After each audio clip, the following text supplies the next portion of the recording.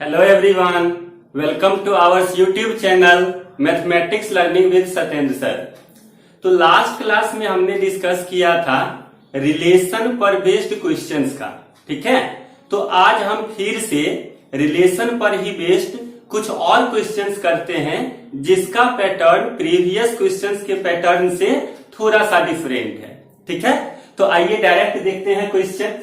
तो अब यहाँ पे एक क्वेश्चन हमारा दिया हुआ है, check whether each of the following relations are reflexive, symmetric and transitive. यानी कि यहाँ पे हमें कुछ रिलेशंस दिए गए हैं और इस रिलेशंस को हमें चेक करना है कि रिफ्लेक्सिव है या सिमेट्रिक है या ट्रांजिटिव है या तीनों है या तीनों में से कोई भी नहीं है, ठीक है। तो अब यहाँ पे वन बाय वन हम देखते हैं। तो इसमें देखिए जो फर्स्ट रिलेशन हमारा दिया गया है वन में, ये क्या दिया गया है, relation R in the set A, ठीक है। अब यहाँ पे आपको सेट दिया हुआ है। तो लास्ट वीडियो में मैंने आपको बताया था कि जब भी कोई भी क्वेश्चन दिया हुआ हो तो सबसे पहले हम क्या लिखेंगे, गिवन दैट, ठीक है। तो अब देखिए फर्स्ट क्वेश्चन को हम कैसे सॉल्व करेंगे। तो यहाँ पे फर्स्ट में लिख रहे हैं, सबसे पहले लिख रहे हैं गिवन दैट।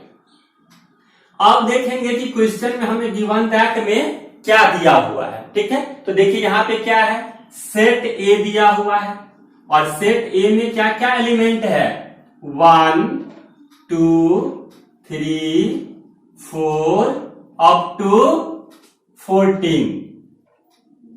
इसका जो एलिमेंट है 1 से लेके 14 तक दिया हुआ है। इट मीन्स 1 2 3 4 5 6 7 8 9 10 11 12 13 एंड 14, ये दिया हुआ है यहाँ पे। उसके बाद अब देखिए और क्या दिया हुआ है, तो रिलेशन दिया हुआ है और रिलेशन आर क्या दिया हुआ है यहाँ पर, x, y such that 3x minus y equal to 0। अब ये हमारा रिलेशन दिया हुआ है और इसी रिलेशन को हमें चेक करना है। तो देखिए आप 11th क्लास के मैथमेटिक्स में आपने पढ़ा होगा सेट थ्योरी चैप्टर्स में, ठीक है। जब सेट का रिप्रेजेंटेशन करते हैं तो वो दो तरह से रिप्रेजेंटेशन करते हैं, जिसमें से जो फर्स्ट रिप्रेजेंटेशन है वो होता है हमारा रोस्टर फॉर्म में, या उसी को कहा जाता है टेबुलर फॉर्म, ठीक है। और जो सेकेंड टाइप रिप्रेजेंटेशन होता है वो होता है सेट इन बिल्डर फॉर्म, ठीक है। तो अगर आपको याद ना हो तो आप वहां से पहले उसको देख लीजिएगा ताकि आपको उसका कंसेप्ट बेटर आ जाएगा, फिर आपको यहाँ पे कोई प्रॉब्लम नहीं आएगी, ठीक है। तो अब यहाँ पे जो दिया गया है रिलेशन, ये भी देखिए किस फॉर्म में दिया गया है, सेट इन बिल्डर फॉर्म में, ठीक है। तो जब भी आपको क्वेश्चन सेट इन बिल्डर फॉर्म में दिया हुआ है और आपको रिफ्लेक्सिव, सिमेट्रिक या ट्रांजिटिव चेक करनी है, तो आपके लिए सबसे बेटर ऑप्शन क्या है कि उसको पहले रोस्टर फॉर्म में चेंज कर दीजिए, ठीक है। तो जब आप उसको रोस्टर फॉर्म में चेंज कर देते हैं तब आप इजिली फाइंड आउट कर सकते हैं, इजिली आप उसको सॉल्व कर सकते हैं कि वो रिलेशन किस तरह के रिलेशंस है। तो अगर हम यहाँ पे इसको रोस्टर फॉर्म में चेंज करेंगे तो देखिए क्या होगा यहाँ पे, अब x, y, तो जो x की वैल्यूज होंगे और जो y की वैल्यूज होंगे, ये दोनों वैल्यू हमें इसी सेट से लेना है, ठीक है ना। तो अब यहाँ पे देखिए कंडीशन लगाया हुआ है कि x और y हम किस बेस पे ले सकते हैं, तो 3x minus y equal to 0, इस बेस पे हम लेंगे, ठीक है। तो इसमें अगर देखेंगे आप यहाँ से तो y इक्वल टू निकालेंगे तो ये आ जाएगा हमारा 3x, y इस तरफ आ गया तो 3x इक्वल टू y लिखिए या y इक्वल टू 3x लिखिए। तो ये हमारा कंडीशन दिया हुआ है यहाँ पे। तो अब इस कंडीशन के हिसाब से देखिए, अगर x का वैल्यू यहाँ पे 1 से लेकर 14 में से कुछ भी ले सकते हैं, तो x का वैल्यू अगर हम 1 ले रहे हैं तो y का वैल्यू कितना हो जाएगा, 1 इंटू 3 यानी कि 3। तो ये हमारा ऑर्डर पेयर बन गया। दूसरा ऑर्डर पेयर, अब x का वैल्यू अगर हम 2 लेते हैं तो यहाँ पे क्या आ जाएगा, 2 कॉमा और 2 इंटू 3, तो ये आ गया 6।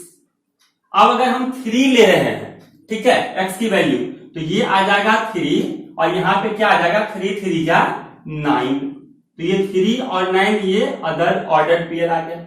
अब अगर हम 4 लेते हैं तो कितना हो जाएगा, 4 लेंगे x की वैल्यू, तो ये हो जाएगा आपका 12, ये ऑर्डर पेयर आ गया। अब इसके बाद अगर x का वैल्यू 5 लेते हैं तो y का वैल्यू कितना मिलेगा 15। अब देखिए जब वो 15 जो नंबर्स है वो इस सेट में नहीं है, इस सेट के बाहर जा रहा है 15, तो इसमें जो x और y है दोनों की वैल्यूज हमें इसी सेट से लेना है।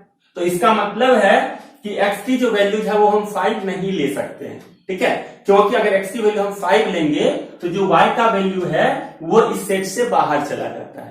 इसका मतलब है कि ये जो रिलेशंस को अगर हम रोस्टर फॉर्म में चेंज करेंगे तो सिर्फ इतना ही ऑर्डर्ड पेयर आएगा।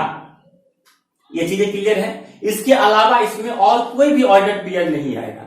तो अब जो हमारा जो यहाँ पे रिलेशंस दिया गया था वो अब चेंज हो चुकी है।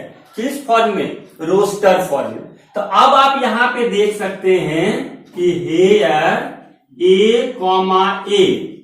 Does not belongs to R, ठीक है ना, क्योंकि अब यहाँ पे देखिए सेम के साथ पेयर इस ऑर्डर पेयर में से कोई है, यहाँ पे 1 3 है, यहाँ पे 2 6 है, यहाँ पे 3 9 है, यहाँ पे 4 12 है।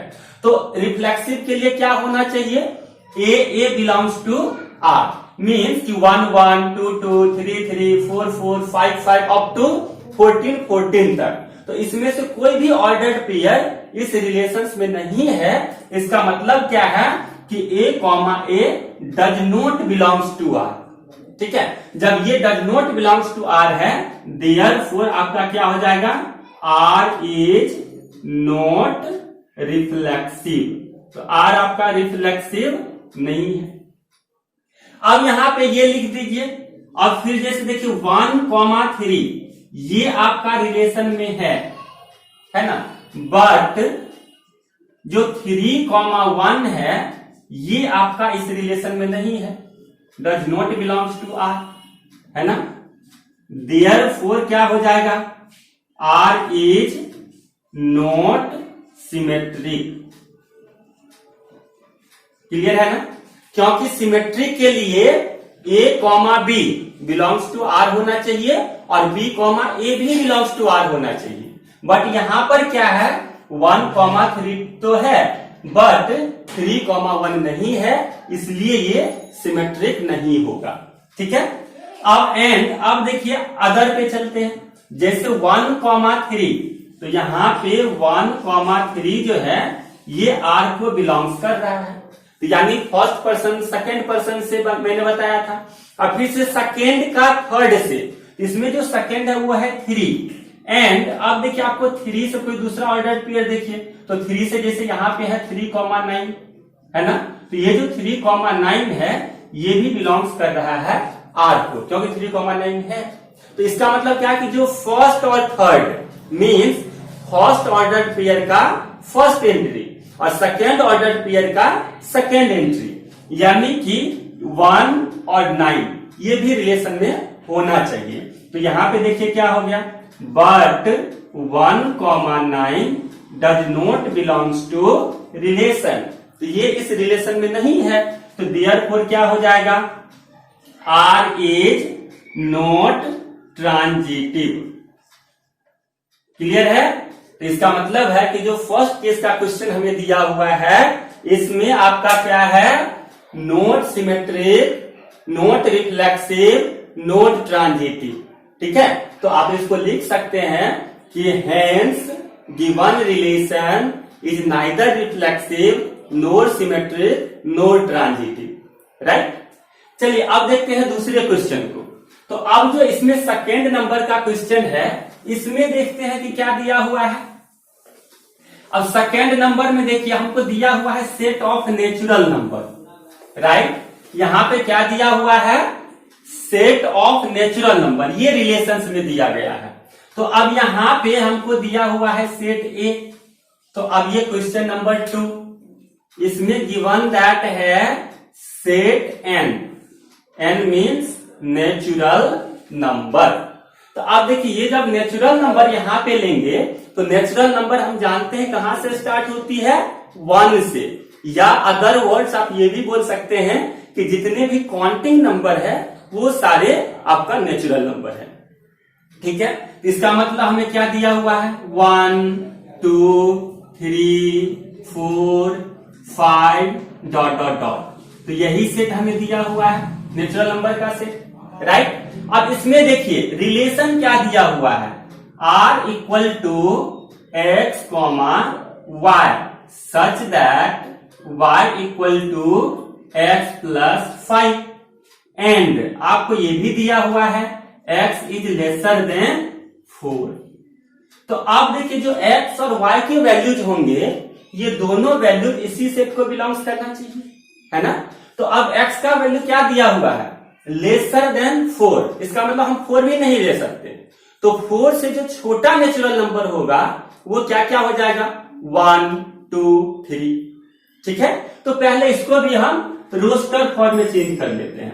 तो रोस्टर फॉर्म में चेंज कर लेंगे तो सबसे पहले x का वैल्यू क्या आ जाएगा, आपका 1 आ जाएगा, इसके बाद क्या आ जाएगा 2 आ जाएगा, और इसके बाद क्या आ जाएगा 3 आ जाएगा, 4 से छोटा नेचुरल नंबर।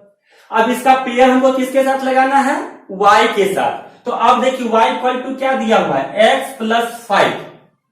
तो अगर x का वैल्यू 1 है तो 1 प्लस 5, तो इसमें y कितना हो जाएगा 6। तो ये पहला ऑर्डर पेयर आ गया, ठीक है। अब इसके बाद अगर x का वैल्यू 2 लेते हैं तो y कितना हो जाएगा 2 प्लस 5 यानी कि 7 हो जाएगा, ठीक है। इसके बाद अगर 3 लेते हैं तो क्या हो जाएगा 3 प्लस 5, तो ये 8 हो जाएगा। अब देखिए क्या इस कंडीशन से जो रिलेशन हमारा डिफाइंड हुआ है वो यही है, तो बिल्कुल यही है।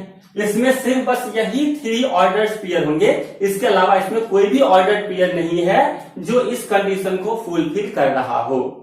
तो अब आपको फर्स्ट क्वेश्चन की तरह ही देख लीजिए। अब यहाँ पे 1 1 इसमें है, नहीं है, 2 2 है, नहीं है, 3 3 है, नहीं है, इसका मतलब क्या होगा, ये रिफ्लेक्सिव नहीं होगा, ठीक है ना। अब दूसरा देखते हैं, 1 6 इसमें है बट 6 1 इसमें नहीं है। तो 1 6 है बट उसका उल्टा यानी 6 1 नहीं है, इसका मतलब क्या है, सिमेट्रिक भी नहीं है, ठीक है ना। अब देखिए दूसरा देखते हैं कि अगर 1 है तो यहाँ पे 6 है, तो 6 से स्टार्ट होने वाला कोई दूसरा ऑर्डर पेयर है ही नहीं इसमें, है ना।